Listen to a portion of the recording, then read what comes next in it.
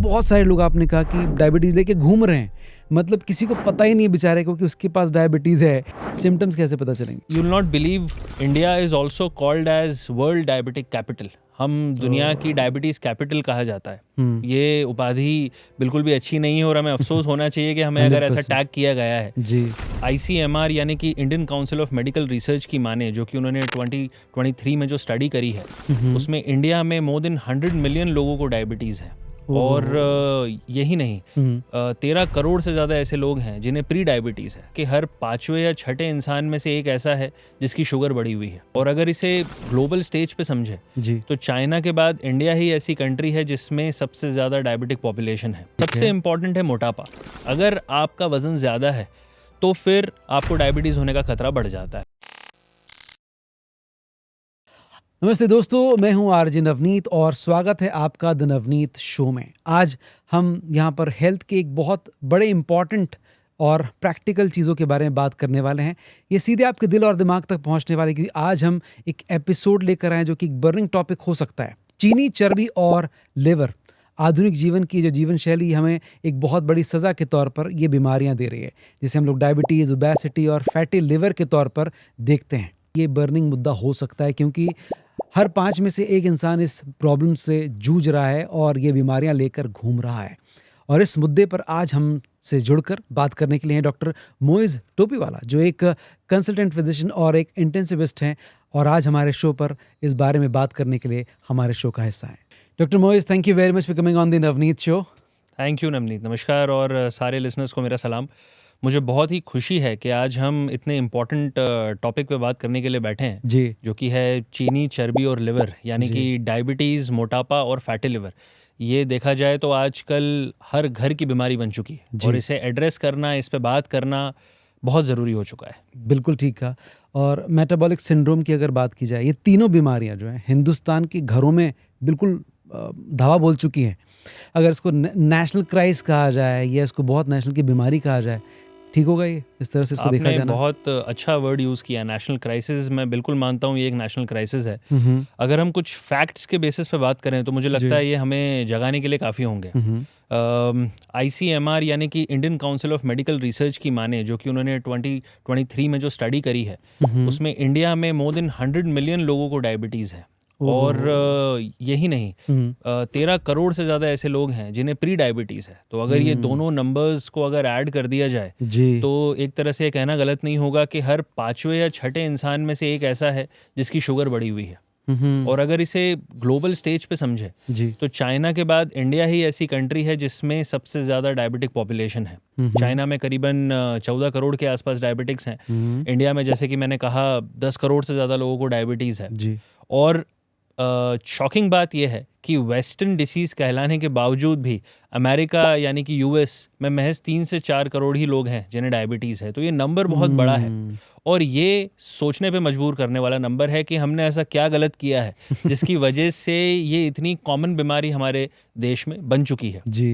And you will not believe, India is also called as world diabetic capital. हम दुनिया की diabetes capital कहा जाता है।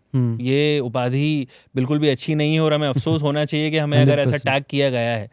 ये सिर्फ इस नंबर्स की वजह से ही नहीं है जो हमारे यहाँ जो डायबिटिक पॉपुलेशन है, इस वजह से भी है कि हमारे यहाँ यंग डायबिटिक्स बहुत है। मतलब जवानी में ही डायबिटीज़ होने का खतरा इंडिया में बहुत है। क्या एज कहना चाहिए, क्या ब्रैकेट हो गए? टाइप 2 डायबिटीज़ जो यूजुअली कहते हैं कि ओल्ड एज में होती है, वो इंडिया में यूजुअली 30 प्लस में ही देखने में मिलती है। So that is very very bad.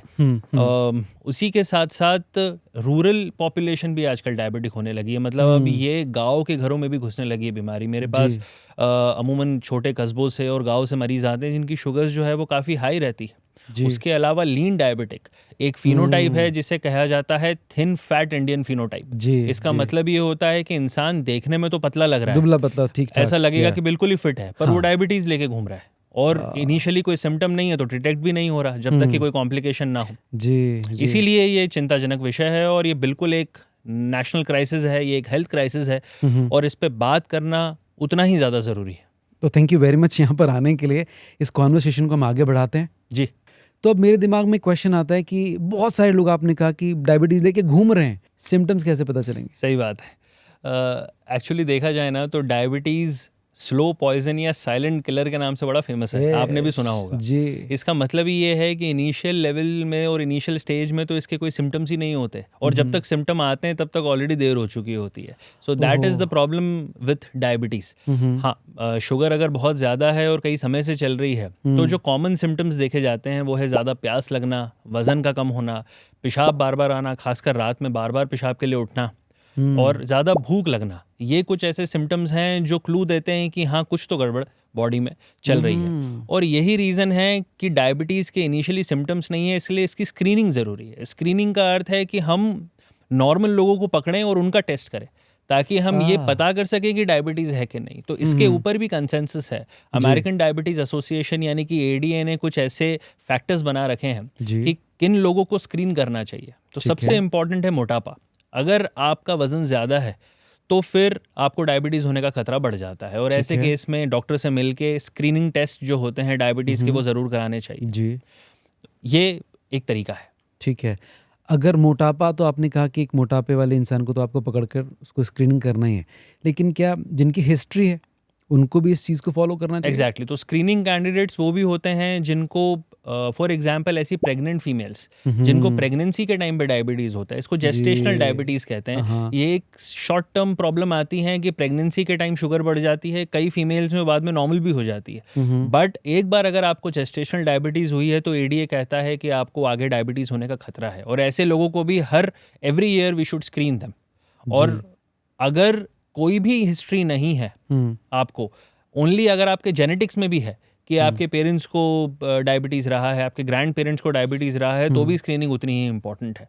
तो बड़ा ही लो थ्रेशोल्ड रखना होता है डायबिटीज़ स्क्रीनिंग का। मतलब आपको वेट नहीं करना कि कोई बहुत कुछ मैजिकल सिम्टम होंगे और फिर हम उसके बारे में सोचेंगे। और यही मैं सारे पेशेंट्स और लिसनर्स से भी कहना चाहूँगा कि उनको वेट नहीं करना है कि कुछ सिम्टम होंगे तो ये डायबिटीज़ हो सकती है। अगर आपकी फैमिली हिस्ट्री है, आपको जीन्स में है, आपके पहले प्रेगनेंसी में डिटेक्ट हुई थी, या फिर आपका वजन बढ़ा हुआ है, तो डेफिनेटली आपको डॉक्टर से मिलकर डायबिटीज़ स्क्रीन करानी चाहिए। तो क्या इसको इस तरह से देखा जाता है कि देखा जा सकता है कि अगर 30 की एज क्रॉस कर ली है तो ईयरली एक बार आप चेकअप करा लें? बिल्कुल सही बात है, बिल्कुल सही बात है। 30 के बाद डायबिटीज़ चेक करना इंपॉर्टेंट है।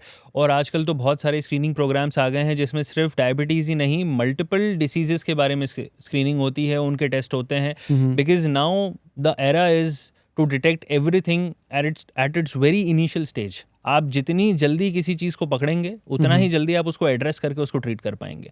Once there is a complication, फिर सब कुछ ही बहुत मुश्किल हो जाता है। तो ये प्रोसेस कितना आसान है? मतलब उसकी स्क्रीनिंग करना क्या सिर्फ एक ब्लड टेस्ट के थ्रू पता चलता है, या व्हाट एग्जैक्टली इट इज? या कई डिसीजेज में तो खाली ब्लड टेस्ट ही इंपॉर्टेंट है, जैसे कि आज हम जिन पे बात कर रहे हैं, डायबिटीज़, मोटापा और फैटी लिवर। तो ये तीन के कॉन्टेक्स्ट में अगर मैं आपको बताऊं तो डायबिटीज़ तो एक ब्लड टेस्ट से बताया जा सकता है। 3 तरीके के टेस्ट होते हैं इसके लिए। एक होता है फास्टिंग शुगर।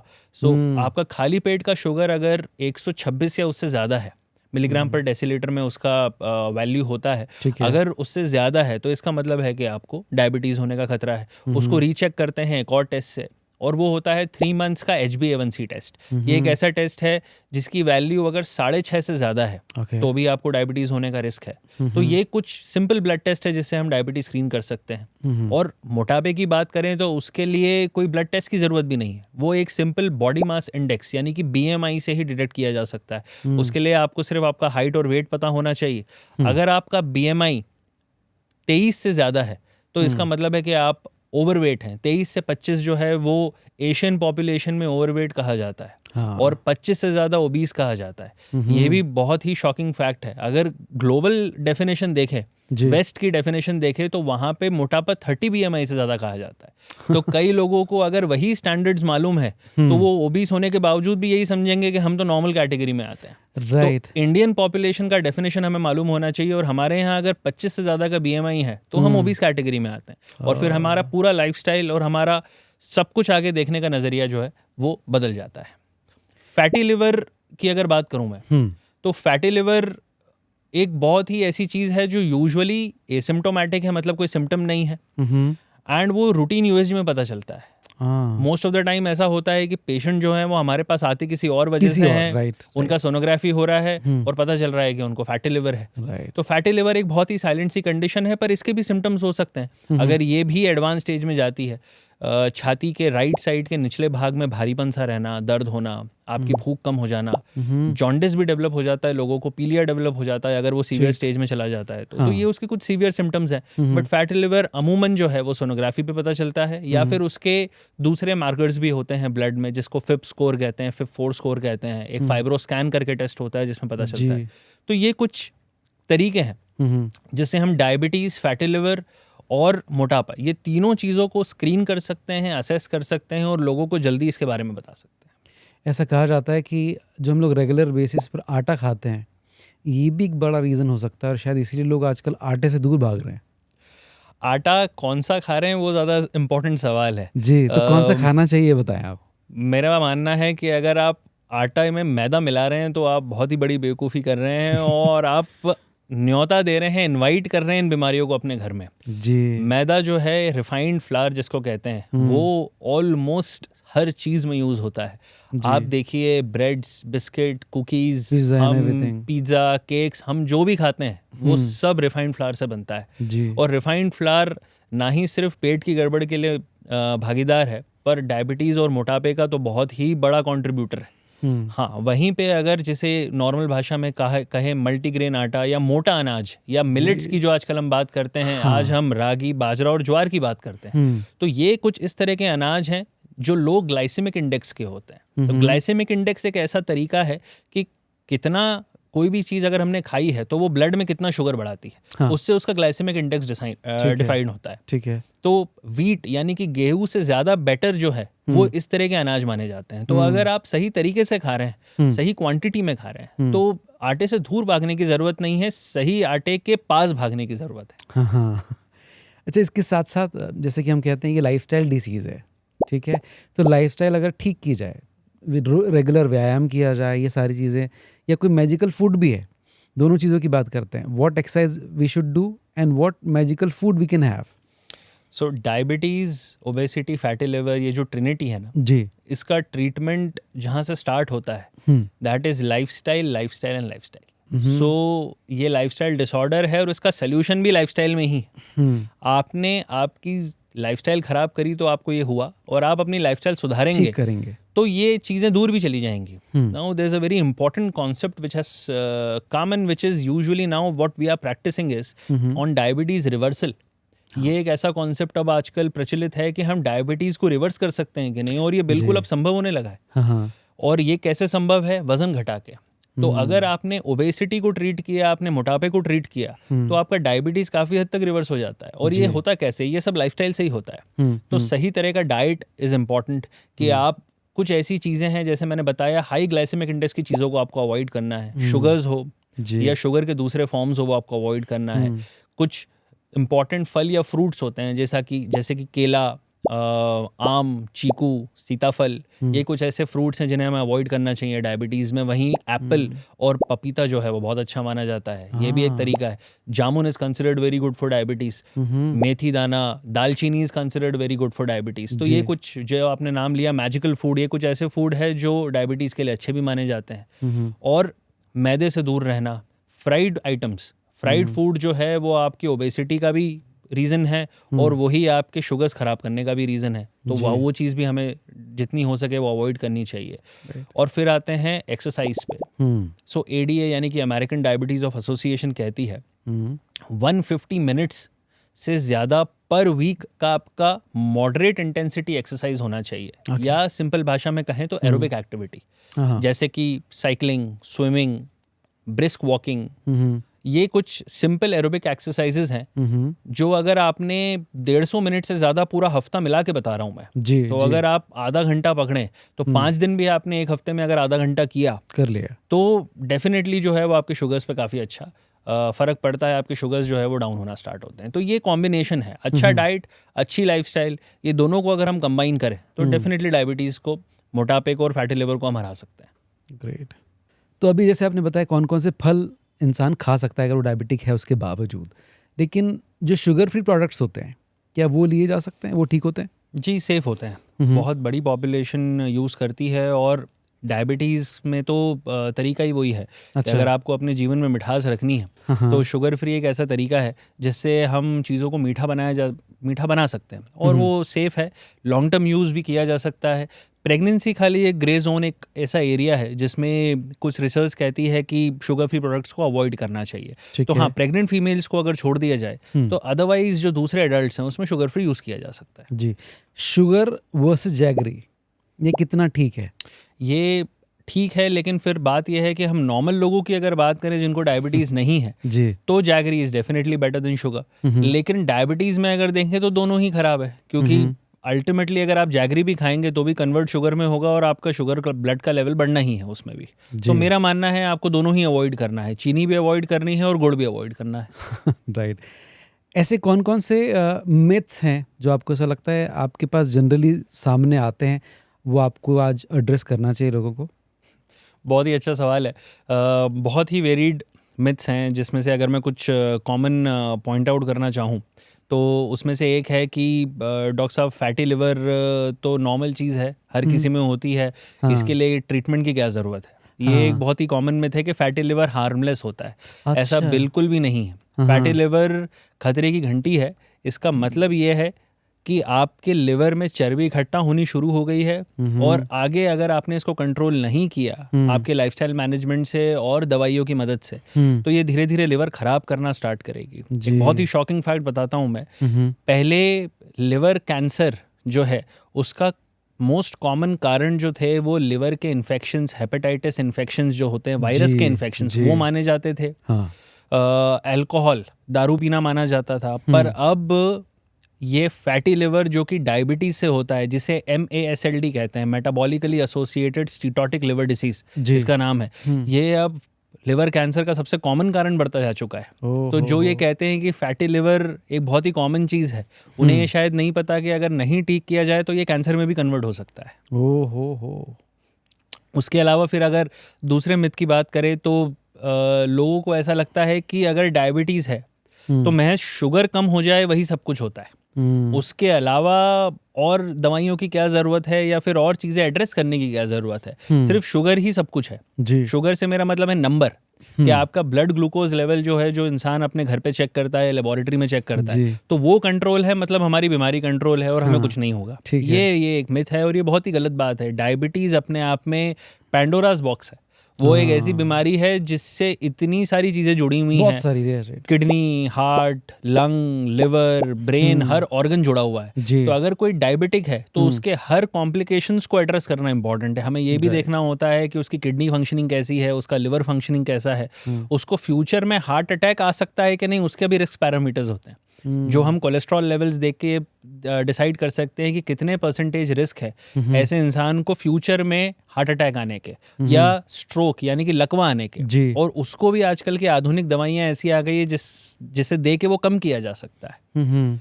ये एक बड़ा मिथ है जो मैंने बताया। फिर उसके बाद और मिथ पे, अगर कॉमन मिथ्स की अगर मैं बात करूं तो मोटापा, मुझे लगता है मोटापा को बीमारी शायद कई लोग तो समझते ही नहीं। अगर वो ओबीस हैं, ओबेसिटी है, तो उनको लगता है कि ये ठीक है, ये इसके लिए ट्रीटमेंट की क्या जरूरत है। हमारे इंडिया में इनको हेल्दी कहा जाता है। एग्जैक्टली इसका मतलब खाते पीते परिवार का इंसान है। अगर उनको बोलो कि नहीं इसके लिए ट्रीटमेंट की जरूरत है तो उनको लगता है ये कोई बीमारी थोड़ी है, ये तो ठीक है, इतना तो पेट चलता है, इतना तो वजन चलता है। This is also a big myth. Being obese is normal, this is a myth, and this has to be addressed especially at a very prior initial stage. वही अगर आपने मोटापा कंट्रोल नहीं किया तो आगे जाके डायबिटीज़ होगा। अगर आपको डायबिटीज़ नहीं है, आपका कोलेस्ट्रॉल बढ़ेगा, आपको हार्ट, लिवर, किडनी सबके कॉम्प्लिकेशंस होने के रिस्क बढ़ जाएंगे। जी, मोटापे की बात अगर आपने की है तो मुझे लगता है अब रिसेंटली इंडियन गवर्नमेंट ने और मेडिसिन डिपार्टमेंट उसने भी अप्रूव किया है कि आप इंजेक्शन के थ्रू इसको कम कर सकते हैं। इट्स अ वेरी गुड कितना सेफ है और कितना कारगर इलाज है? Very good. मुझे लगता है आपने एक बहुत ही हॉट बर्निंग टॉपिक को जो है वो टच किया है। ओबेसिटी का ट्रीटमेंट कई सालों से है, अलग अलग फॉर्म्स में रहा है, कई सदियों से इसकी दवाइयाँ चल रही हैं, कभी कैप्सूल्स के फॉर्म में, कभी इंजेक्शंस के फॉर्म में, बहुत सारे रिसर्च हुए हैं। देखिए, लाइफस्टाइल जैसे कि हमने पहले भी बात की, वो तो कॉर्नरस्टोन है, वो सबसे इंपॉर्टेंट है कि लाइफस्टाइल तो आपको ठीक करनी ही पड़ेगी। सिर्फ दवा से आप पतले नहीं हो सकते। पर हाँ, अब मॉडर्न मेडिसिन आ गई हैं जो वेट घटाने के लिए मदद करती है। डायबिटिक पॉपुलेशन के लिए भी आ गई है, और जो नॉन डायबिटिक हैं जिन्हें डायबिटीज़ नहीं है, इवन उनके लिए भी लॉन्च हो चुकी है। वो टैबलेट के फॉर्म्स में भी है और इंजेक्शन के फॉर्म्स में भी है। इसके लिए डेफिनेटली डॉक्टर से अगर सलाह ली जाए तो वो आपके बॉडी प्रोफाइल को देख के आपको सही दवा सजेस्ट कर सकते हैं, और वो हेल्पफुल है और वो सेफ भी है। इन पे रिसर्च हो चुकी है, लॉन्ग टर्म डेटा है, लॉन्ग टर्म ट्रायल्स हैं जो दिखाते हैं कि उनको ओबेसिटी के लिए यूज़ करना जो है वो काफ़ी सेफ है। और ओबेसिटी का एक और बहुत इंपॉर्टेंट ट्रीटमेंट है जो हमें ऑलरेडी मालूम है, वो है बेरियाट्रिक सर्जरी। मोटापे की सर्जरी ये भी काफ़ी प्रचलित हो गई है। अब तो मेट्रो सिटीज़ में जो है ये तो राइट लेफ्ट मतलब डेली सर्जरीज होती हैं। अच्छी बात है, लोग इसके लिए जागरूक हो चुके हैं जी। और मोटापे की सर्जरी को एक्चुअली मेटाबॉलिक सर्जरी कहा जाता है। ये एक ऐसा ऑपरेशन है जो आपकी पूरी बॉडी के मेटाबॉलिक प्रोफाइल को सुधार देता है। तो सिर्फ मोटापा सुधर जाने से कई सारी बीमारियां सुधर जाती है। तो मोटापे की ट्रीटमेंट में सर्जरी भी आता है, मेडिसिन से भी आप इसको कवर कर सकते हैं। और अगर आपका BMI बहुत ही ज़्यादा है, जैसे कि मैं कहूँ कि अगर आपका BMI 40 से ज़्यादा है जी, और फिर आपको साथ में हार्ट किडनी डिसीज़ है, आपको डायबिटीज़ है, तो ऐसे पेशेंट्स को डायरेक्टली अपन सर्जरी के लिए भी एनरोल कर सकते हैं और उनको डेफिनेटली बैरियाट्रिक सर्जरी से भी हेल्प मिलती है। ठीक है। एक और मिथ है जो मेरे दिमाग में आता है जी, वो है इंसुलिन। इंसुलिन से डर बहुत है लोगों को ऐसा लगता है कि अगर जब मैं किसी को सजेस्ट करता हूँ कि आपको इंसुलिन की ज़रूरत है, तो उनको ऐसा लगता है शायद ये उनकी ज़िंदगी के कुछ आखिरी दिन है, या मैं उनसे कुछ छुपा रहा हूँ, या मैं उनको ये बताना चाह रहा हूँ कि अब उनके पास जिंदगी बची नहीं है, समय बहुत कम है, इसीलिए शायद उनका डॉक्टर उनको इंसुलिन लेने को बोल रहा है। तो ये एक बड़ा मिथ है कि इंसुलिन का मतलब है कि अब उनका अंतिम समय निकट है, या फिर इंसुलिन उनकी बॉडी को और डैमेज कर देगा। अगर इंसुलिन दे देंगे तो उनको और नुकसान हो जाएगा। तो ये एक बड़ा मिथ है, और एक्चुअल में जो ट्रूथ है वो इसका जस्ट उल्टा है। Insulin is super drug, it is so beneficial for the body. आप ऐसा समझिए कि आपकी बॉडी क्या बना रही है, इंसुलिन ही तो बना रही है। तो जो वो नहीं बना रही है वही तो आप बाहर से ले रहे हैं, तो फिर वो डेंजरस कैसे हो सकती है? वो तो रैदर आपकी बॉडी का खुद का ही मॉलिक्यूल है जो हम बाहर से ले रहे हैं, वो खुद ही की आपकी दवा है जो भगवान आपको वैसे भी बना के दे रहा था जी। अब चूंकि आप नहीं बना पा रहे तो हमें बाहर से लेना पड़ रहा है, तो ये वैसी बात है। तो क्या दर्द भी कारण हो सकता है कि शायद कुछ दर्द होता हो थोड़ा उसको लगाने में? इंजेक्शन फियर होता है लोगों को, लेकिन जो आजकल के मॉडर्न डिवाइसेस हैं, जो पेन्स आते हैं, वो पहले का जमाना था जिसमें इंजेक्शंस वायल के, कांच के वायल में से भरनी है और वो नर्स लगा रही है, या वो लगाने में जो है वो बड़ी सी एक सुई चुभ रही है। But now things are far ahead. मतलब अब टेक्नोलॉजी और एडवांसमेंट्स इतने ज़्यादा हो चुके हैं डायबिटीज़ की फील्ड में कि इतने मॉडर्न डिवाइसेस हैं, वो पेन की तरह होते हैं, आप जेब में रख के घूम सकते हैं, और उनको लगाना इतना आसान है। उसमें रिफिल, जैसे आप अपनी पेन में रिफिल डालते हैं वैसे उसमें कार्ट्रिज रिफिल होती है, और इतनी छोटी और बारीक उनकी नीडल्स होती हैं कि वो पता भी नहीं चलता। कई बार तो पेशेंट लगा लेते हैं तो उन्हें देखना पड़ता है कि डोज गया कि नहीं, मतलब उनको दर्द का एहसास ही नहीं होता। So this is now that simple. और इसीलिए मैं मानता हूँ कि insulin is a wonder drug. अगर सही इंडिकेशन के लिए दिया जा रहा है तो उससे अच्छा कुछ नहीं है। एक और एग्जाम्पल से मैं अपने पेशेंट्स को समझाता हूँ। आप देखेंगे प्रेगनेंसी, जिनको, जो प्रेग्नेंट फीमेल्स है और जिनको डायबिटीज़ है, चाहे वो प्रेगनेंसी के दौरान हुआ हो, चाहे वो पहले से डायबिटिक थे और फिर वो प्रेग्नेंट हो गए, उनमें इंसुलिन बल्कि प्रिफर्ड ड्रग है। तो प्रेग्नेंट फीमेल में जहां हम एक पैरासीटामोल भी सोच के देते हैं कि इससे कोई कॉम्प्लिकेशन माँ या बच्चे को ना हो जाए, वहां हम इंसुलिन फ्रीली दे सकते हैं, क्योंकि सारी रिकमेंडेशंस ये कहती हैं कि इंसुलिन ऐसी महिलाओं के लिए सबसे अच्छी दवा है। सो ये एक इनडायरेक्ट तरीका है कहने का कि इंसुलिन जो है वो एब्सोल्युटली हार्मलेस है। बिना कारण की चिंता है, बिना कारण की चिंता है। So before we wrap up the show, एक आखिरी बड़ा इंपॉर्टेंट क्वेश्चन जो दिमाग में है कि अगर किसी को शुगर की या लिवर की प्रॉब्लम होती है और बहुत लेट डायग्नोज होता है, क्या कॉन्सिक्वेंसेस हो सकते हैं? बहुत सही। कॉम्प्लिकेशंस कहने का मतलब है कि क्या कॉम्प्लिकेशंस हैं इन बीमारियों के जी। अगर डायबिटीज़ को सही टाइम पे डिटेक्ट नहीं किया, या फिर अगर आपने उसको निगलेक्ट किया, ये मान के कि ठीक है 200-250 शुगर चलती है, अभी तो हमें कुछ भी नहीं हो रहा है, अभी तो हमें कोई सिम्टम्स भी नहीं हो रहे हैं, फिर क्यों हम इस पर ध्यान दें जी। ये धीरे धीरे आपके इंटरनल ऑर्गन्स को डैमेज करना स्टार्ट करती है। जो कॉमन ऑर्गन्स इसमें डैमेज होते हैं वो है किडनी। सो किडनी का रोल बहुत इंपॉर्टेंट है। धीरे धीरे पेशाब में झाग आना, ये एक इनिशियल सिम्टम होता है जो पेशेंट को दिखते हैं। इसका मतलब है प्रोटीन लॉस हो रहा है। सो आपकी किडनीज जो एक भगवान ने जो एक इतनी एफिशिएंट और इतनी अच्छी फिल्टर और छलनी बनाई है, वो इस तरह से बनाई है कि आप प्रोटीन्स को बॉडी में रोक लें, उसको वेस्ट ना होने दें, बिकॉज आपका पूरा बॉडी का स्ट्रक्चर प्रोटीन पर डिपेंडेंट है, और वही छलनी डायबिटीज़ खराब कर देती है। उसके पोर साइज जो है वो बढ़ जाते हैं और प्रोटीन लॉस हो जाता है, और यूरिन में प्रोटीन निकलता है, इसीलिए झाग दिखने लगता है। सकती है। जी तो प्रोटीन यूरिया यानी कि यूरिन में प्रोटीन लॉस होना, ये इनिशियल सिम्टम होता है जो कि ख़राब है। इसका मतलब है हमारी किडनी इफेक्ट होना स्टार्ट हुई है। अगर किडनी ज़्यादा इफेक्ट होना स्टार्ट करे तो सूजन आना स्टार्ट हो जाती है, फेशियल पफिनेस, हमें मॉर्निंग में जो है चेहरा सूजा हुआ दिखता है, पैर में सूजन आने लगती है। तो ये तो हुआ किडनी रिलेटेड। जी उसके बाद लिवर, फैटी लिवर हमने बात करी। डायबिटीज़ का एक अपने आप में कॉम्प्लिकेशन जो है वो फैटी लिवर है। अगर फैटी लिवर को नहीं ठीक से एड्रेस किया तो बाद में लिवर के कॉम्प्लिकेशंस जैसे कि जॉन्डिस और जैसे मैंने बताया लिवर कैंसर तक जो है वो हो सकता है। हाँ देन नेक्स्ट इंपॉर्टेंट 2 ऑर्गन है, हार्ट और ब्रेन। ये दोनों भी उतने ही इक्वली अफेक्टेड हैं डायबिटीज़ से। जी हार्ट अटैक जो हम आजकल सुनते हैं, डायबिटीज़ उसका सबसे इंपॉर्टेंट कारण है। अगर डायबिटीज़ नहीं ठीक से कंट्रोल हुई या फिर आपकी स्क्रीनिंग से आपका रिस्क असेस नहीं हुआ कि आपको हार्ट अटैक का रिस्क है कि नहीं, तो फिर हार्ट अटैक आने के चांसेस भी उतने ही ज़्यादा हो जाते हैं। और ये कई बार साइलेंट भी होते हैं, आपको नहीं पता होता, आप काम कर रहे हैं, अचानक से आप कोलैप्स कर गए और कई बार इतनी देर हो जाती है कि हम पेशेंट को रिवाइव ही नहीं कर पाते, बचा ही नहीं पाते।